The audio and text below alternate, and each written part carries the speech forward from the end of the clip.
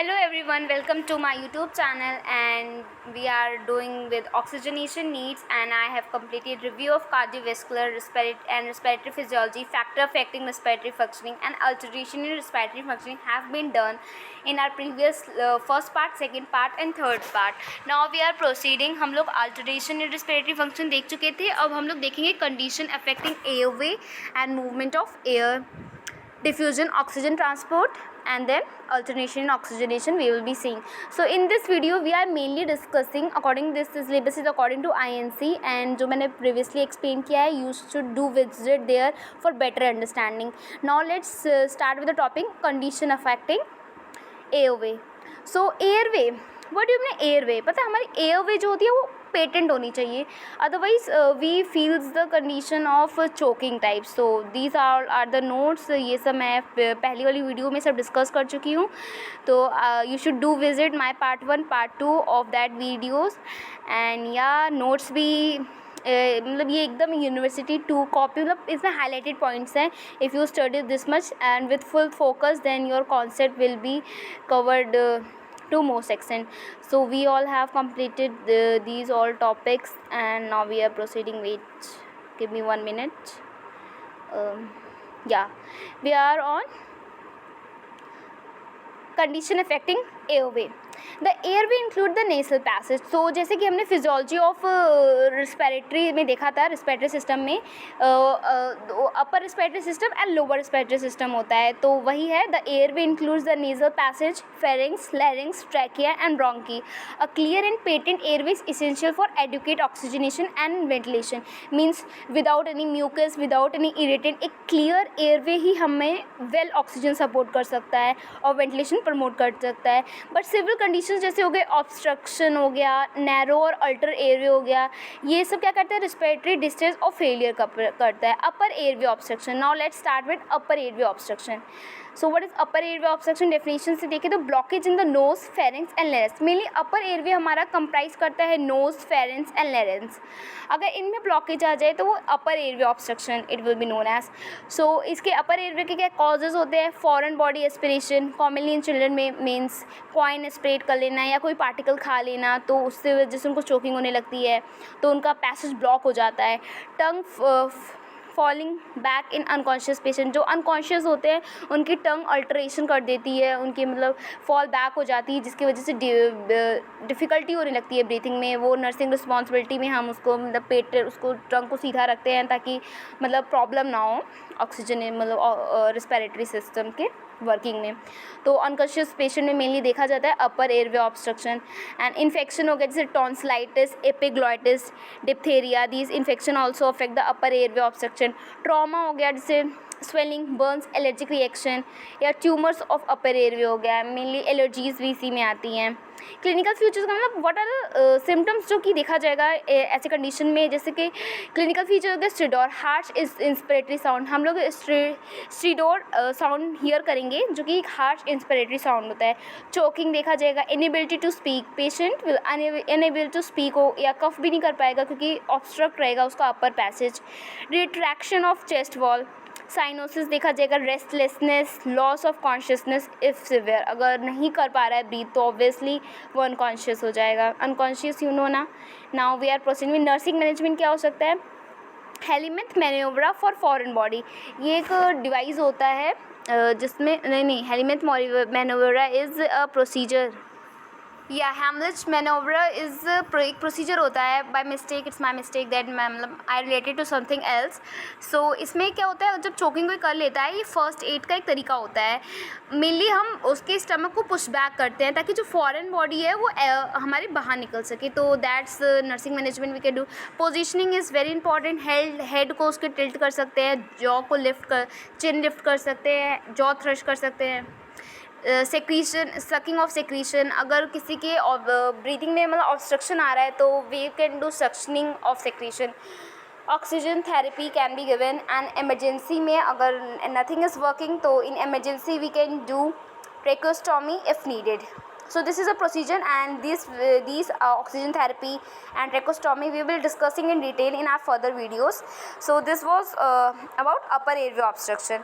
Now lower airway obstruction, blockage or narrowing in the trachea, bronchi or bronchioles. So lower airway तो पहले क्या comprise करता है, trachea, bronchi and bronchioles. We have discussed this in our further, मतलब इससे पहले जो video मैंने बनाई थी उसमें मैंने बहुत अच्छे से फिजियोलॉजी ऑफ डिस्कस किया था रेस्पिरेटरी सिस्टम का भी और कार्डियोवैस्कुलर सिस्टम पे. So do visit that parts for better understanding. Now we are seeing the causes क्या होते हैं लोअर एयरवे ऑब्स्ट्रक्शन के.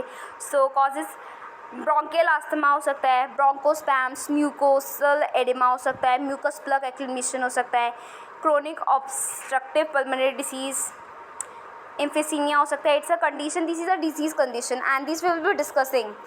अभी तो this you should know the term कि लोअर इसमें क्या है. मेनली ये सब कॉसेस है. ट्यूमर हो सकता है कंप्राइजिंग और हमारे एयरवे को इम्पेटेंट बनाने के लिए foreign body aspiration. Clinical feature क्या होता है लोअर उसका, wheezing, prolonged expiration, cough with sputum, dyspnea, tachypnea, these dyspnea. ये सब ऑल्टरेशन रिस्पायरेशन हमने प्रीवियस वर्ड में बहुत अच्छे से वीडियो में बहुत अच्छे से डिस्कस किया है. तो you should see for better understanding. So मैंने डिस्निया क्या बताया था, रिकॉल. सो डिस्निया, डी से डिफिकल्टी इन ब्रीदिंग और absence of breathing like this ना, laboured breathing. No, dyspnea is mainly laboured breathing जो कि हमने डिटेल में डिस्कस किया था अल्ट्रेशन इन रिस्पिरेशन में. And tachypnea, cyanosis in advance cases we have seen. Now nursing management क्या है, bronchodilators we will be giving, corticosteroids, nebulization we will giving, chest physiotherapy and suctioning. Chest physiotherapy we will discussing in this chapter only and it's very interesting topic. Chest physiotherapy mainly क्या होता है, अभी मैं short में बता रही हूँ. Chest physiotherapy mainly 3 process से कंप्लीट होता है. चेस्ट फिजियोथेरेपी सेक्रीशंस को और म्यूटेनियस सेक्रीशन को लूज़ करने के लिए और एयरवे को पैसेज को जो क्लियर करने के लिए किया जाता है. मेनली वाइब्रेशन, परकशन और पोस्टरल ड्रेनेज इन्वॉल्व करता है. तो वी विल बी डिस्कसिंग. तो these are the nursing management and suctioning. We will be studying suctioning. It's very important topic and will be doing it. So ये सब nursing management हो गया. Oxygen therapy is so obvious, अगर कोई नहीं ले पा रहा है सांस ऑब्स्ट्रक्शन है तो it's very obvious that you will give oxygen therapy. Positioning, mainly high followers is the best position for if someone is suffering from respiratory distress. Now we are seeing laryngeal condition, laryngospasm, sudden spasms of vocal cord often after exacerbation or allergic reaction. Laryngeal edema we are seeing in anaphylaxis, trauma and burns में, allergic reaction में mainly. Laryngeal cancer, tumor obstructing airway, clinical feature harshness, and these all are the, you can read it, management. So these are the notes and these are I'm explaining for university person and according to INC syllabus.